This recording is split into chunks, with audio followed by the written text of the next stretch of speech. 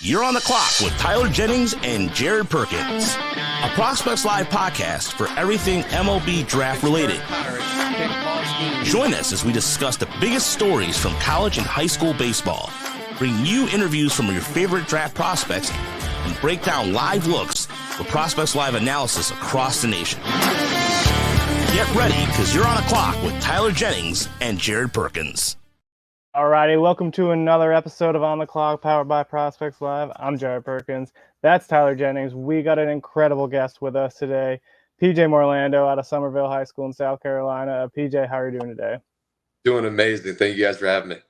Yeah, man, we're really excited to have you on. The first question we always ask guests, just to get to know you a little bit better. For the viewers who don't know you, they have an opportunity to get to know you a little bit better as well. So just take us a little bit through your amateur journey, kind of how you ended up where you are today. Yeah, for sure. So I come from an MLB bloodline. Grandfather played 10 years in the bigs. Uncle got drafted out of high school, played at USF. Mom was an absolute stud. And so growing up, I just had a baseball bat in my hands. I can't even tell you when I started, probably 3 months old, it seems like. But I've got an incredible journey, awesome opportunities, and, wound up moving here to Somerville, South Carolina with amazing people. And, I started playing baseball here at Westcott Park, won a Dixie Youth National Championship, broke some records there. And it was an unbelievable start of, what is now, all these opportunities. Played at Somerville High School. We got, kind of gypped this year. We kind of got to forfeit our state championship run, which kind of stinks. And, we look back at it now, and it's just, we got to move on from it. Things come at hand. Was fortunate enough to play on Team USA twice. Got to represent the USA on the front of your chest. Unbelievable. Coming from a military dad, he was 20 years Air Force. So getting to represent your country, it means a lot more than you can even imagine. So, was awesome. You got to play a lot of different perfect game events. Got to do every single event probably a man can think of. And, now we're here. The most recent one was Draft Combine. I had a blast and really enjoyed it. So built it all up to here. Yeah, I love that. It's awesome to kind of hear your journey and every guy's journey, because they're all a little bit different, right? In some sense. You mentioned playing for Team USA, and you talked about that experience a little bit, but again, what was it like for you, like you said, to wear that Team USA on your shirt, but also get that experience and under your belt and play against that elite competition around the world? Yeah, for sure. I mean, it's definitely a different environment. I mean, you're playing overseas, you're playing against different cultures, languages. They play the game a little bit different, and you gotta adjust to that. And you got to set the bar high, especially coming from the U.S. when you're seeing all these different in and outs and different pitches. I mean, these guys are throwing 96 with ride and crazy splitters. Every single guy over there look like Paul Skeens, so you got to adjust to it. But I think a different way to look at it is it was kind of just like our war, I guess. You're going overseas, you're playing for your country, and you're playing against different countries, and you're trying to show that the U.S. is superior. It's like that was the mindset going into it. I had a blast, awesome friendships. Those are relationships that you'll probably have for the rest of your life. And with all those guys, they're unbelievable baseball players, athletes, but even better people. So you never know when your paths are going to cross again. That's just the relationships that you make with Team USA. I love that. The other thing you talked about kind of is the relationships that you made with teammates, and I'm sure you have really strong relationships with your family. Kind of diving into this question, so what led you to commit to South Carolina? And that's kind of where the family aspect is. I imagine it's kind of being close to home, but what ultimately led you to commit in there? Yeah, so I absolutely loved Monty Lee at Clemson. That was a tough decision, just because of Monty Lee. And obviously when South Carolina hired him, we all sat down at the table and we were like, this is a move. You can't get much better, as a hitter going to a college and trying to develop. When you have Monty Lee in your corner, you're going to get better. And that's a big thing about going to college. You can't go wrong with the fan base. Founders Park is top 10 baseball park in the country. The atmosphere is absolutely insane. South Carolina baseball fans are probably the best fans in the country. So, again, you just can't go wrong. Coming from a guy who kind of has two options, that second option with college is absolutely incredible and is so hard to pass up because you get that atmosphere, the stadium, the baseball opportunities, potentially going to the College World Series, and then you have the top of the end or top notch education as well. So So South Carolina was definitely the moves. And coming from a South Carolina guy, like it's pretty easy. Love it. Tyler, I'll turn it over to you. I'm gonna say Monty Lee, one of the best recruiters in the country. I will say, love the guy to death. So you mentioned the combine recently, and I've being at USA yesterday for collegiate. I had a few people rave about your BP session at the combine. It just put me through your mind during BP and that in like a big league ballpark, and you're smashing balls 440 plus feet. What's the mindset when you're in the box for that? Well, I will be honest, that was my first time showing off my toe tap on a baseball field. So, I was very, very, very confident. I had to be, because if I wasn't, I don't know what would happen. But I think it was just gonna go there. I was just had all the pressure off my shoulders. I put it onto the Lord, and He took it off me, and I was just there. I was playing baseball. I was with all my buddies that I played with this summer. It was just another opportunity to kind of just play the game at a high level, and do it in front of a bunch of eyes. I knew there was going to be a lot of eyes, while I was hitting BP. So I was just like, let's try to hit the ball as far as I can. The BP thrower left a couple balls up, and I was like, here they go. And, was fortunate enough to put a good swing on them, and, kind of show off the power that I didn't really get to show off this spring season. So I was really, really, really happy with how it turned out. It was really good to show on what I've been working on. And, I think deep down it was kind of hard work pays off. I mean, I put countless hours into that toe tap. Me and my dad would spend nights in the cages, and there was a lot of failure in it. We found out something that we liked, something that worked, something that I felt comfortable with and confident in, even with live at bats. So was able to take it out in BP and show it off for once. I mean, it led to the most batted balls over 110 miles an hour, so I feel like it worked. Yeah, it definitely did. I was happy with it. Yeah. No, and then I also wanted to ask you, because you mentioned the spring season, just being able, like, you guys obviously went to the state championship and didn't really work out the way you guys wanted, obviously, but Carson Messina is on that team. He's gonna have draft status with him, and he's committed to South Carolina too. Having him as a teammate and just everyone else on that team, what does that mean to you? Yeah, I think deep down there was a little bit more pressure around the whole team. I mean, there's a lot of pro scouts, so it's going to be tough for 1 through 9 to kind of perform without the nerves. But towards the end of the year, we definitely learned how to control it. Me and Carson would bring in a few pro scouts, so it was kind of nerve wracking a little bit at the beginning of the year. But started to settle.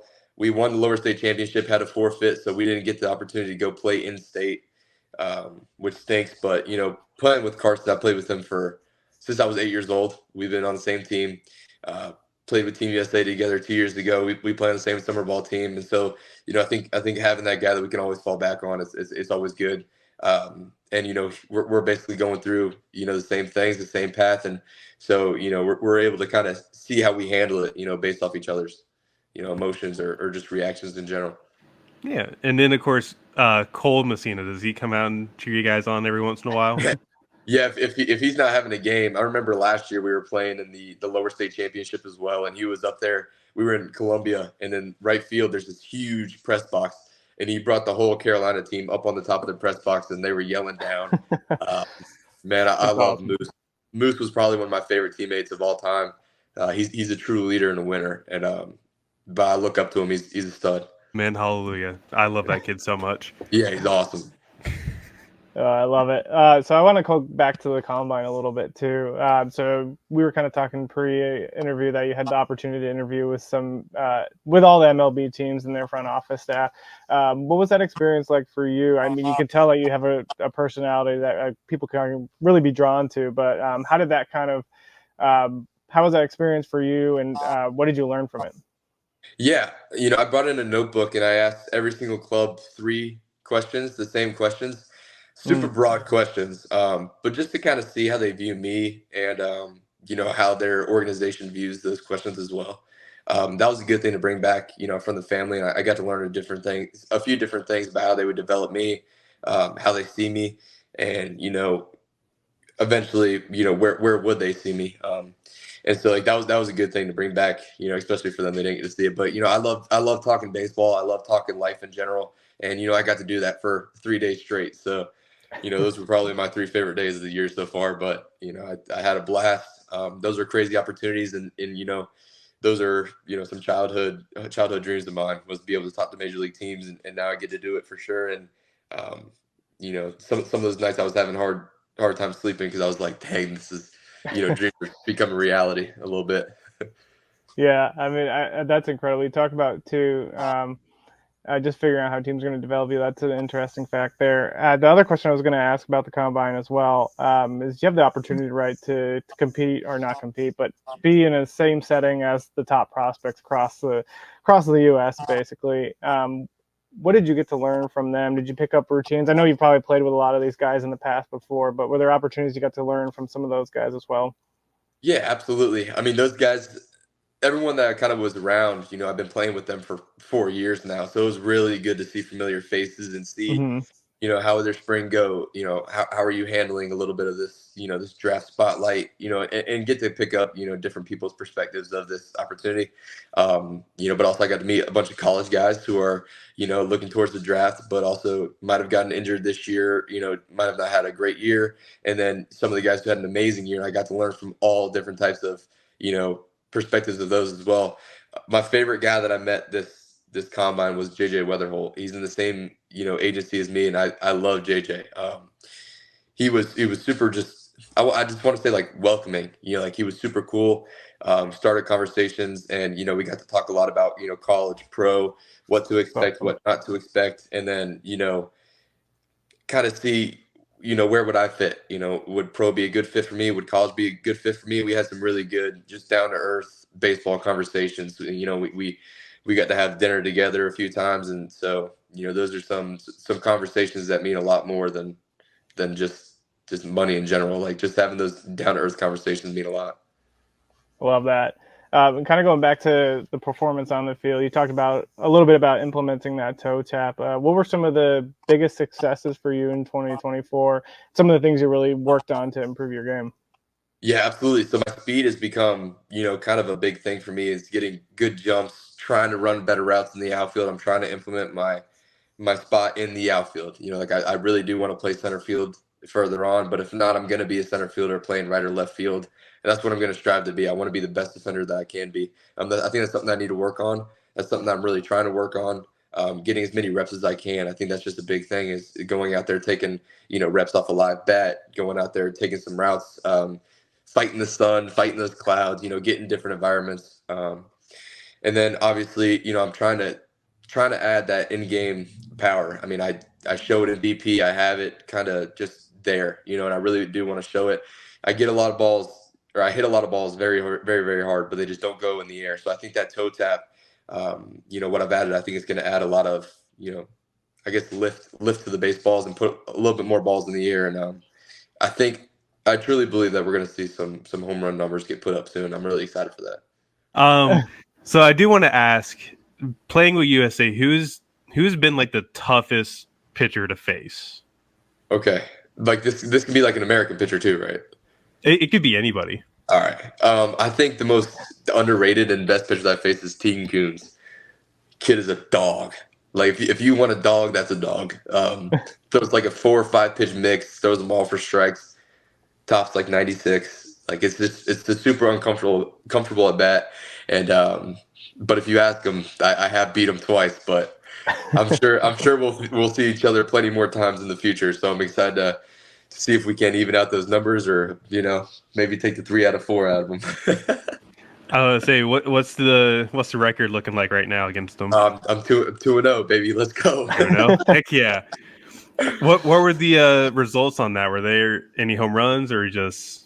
It was a 104 single in between first and second, and then I hit a double at trials off a Vulcan, or Nice. a splitter change or something like that. I can't remember what he throws. It's that crazy pitch.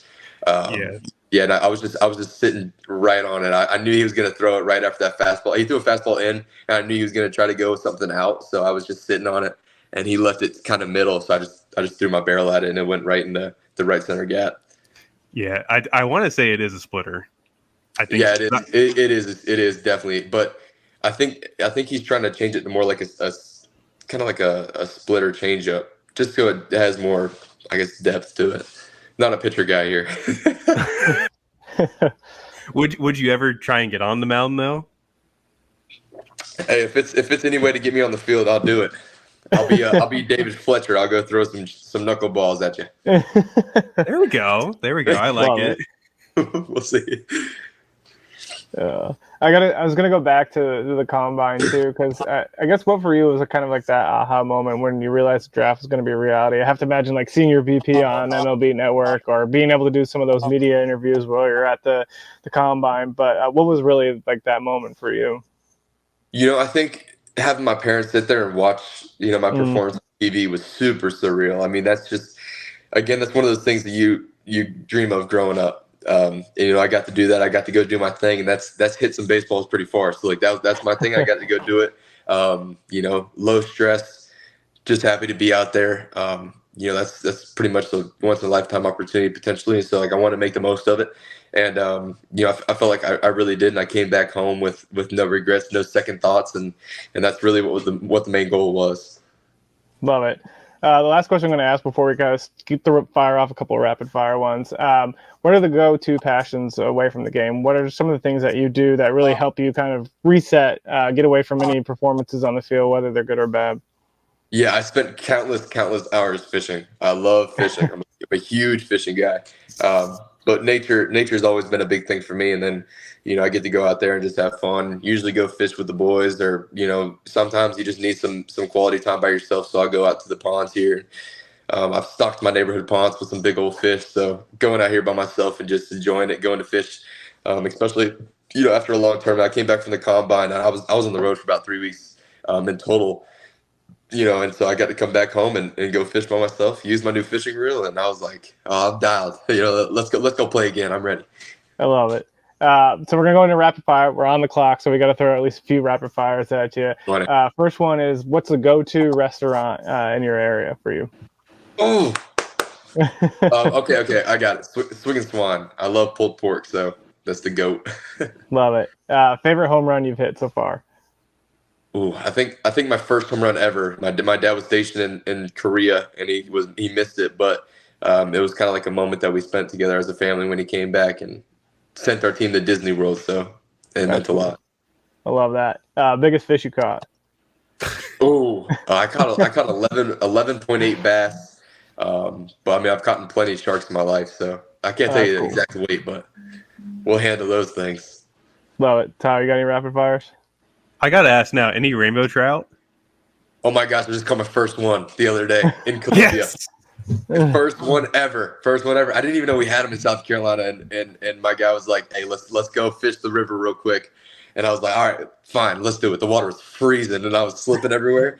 And I cast it out there, and I felt my rod tingle a little bit. And it was probably a 3-incher, but, she plays. She plays. No, I don't care if it's 3 inches or not. Rainbow trout's a rainbow trout. Like, exactly. I feel like I caught Mike Trout, baby. Let's go. There we go. That's why.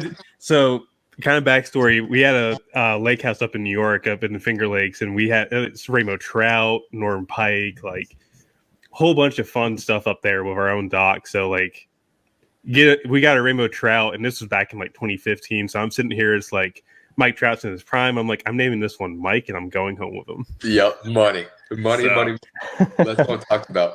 Good man for that one. Heck yeah. So another question, because we've had a bunch of guys tell us they love golf. Are you a golf guy? No. No golf? Okay. No. I can't hit a golf ball to save my life lefty, and so I hit it righty. But no, I'm not very good. So not my forte, but yeah, I was going to say we've asked like every guy what their passions are away from the game. I think we've gotten golf as like the number one answer. Yeah, no, I don't doubt it. Most baseball players, I mean, everybody that I know loves to golf, so I don't doubt it's a very common answer. But no, I used to swing righty. I can still hit a few home runs righty, but golf balls is I'll definitely stick to righty there. So we're not expecting any Phil Mickelson to come out here anytime soon? No Tiger Woods. I love it. PJ, man, we can't thank you enough for taking the time to join us. I know it's a busy time of the year for you, so we're wishing you nothing but the best as the draft comes up and you kind of figure out all these future life decisions. So we'll be watching, man, and congrats on everything you had so far. Thank you so much. I really do appreciate it. Thank you guys for your time. Yeah, absolutely, man.